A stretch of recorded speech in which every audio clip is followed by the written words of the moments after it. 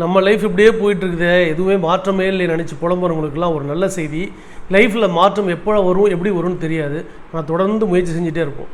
13 வயசில் படிக்கிறதுக்கு வசதி இல்லை, வீட்டில் சாப்பாட்டுக்கும் வழி இல்லை, கண்ணெல்லாம் சொருகுது.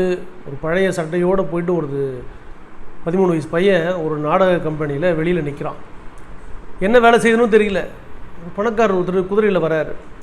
அந்த குதிரையை அந்த இடத்துல விட்டுட்டு நாடகம் பார்க்க போகிறார். அந்த பையனை கூட்டு இந்த குதிரையை ஒழுங்காக பார்த்துக்க, நிறைய குதிரை அங்கே காணாமல் போகுதுன்னு சொல்கிறாங்க. அந்த குதிரையை பார்த்துக்க, உனக்கு காசு தரேன்னு சொல்கிறார். நாடகம் முடிஞ்சு வராரு. குதிரையை அழகாக சுத்தம் பண்ணி க்ளீனாக அந்த சேனம்லாம் ரெடி பண்ணி க்ளீனாக வச்சுருக்கான். பார்த்துட்டு ஆச்சரியம், கேட்டதோட எக்ஸ்ட்ரா காசு கொடுக்குறாரு. இது இப்படியே இந்த வேலையே தொடருது.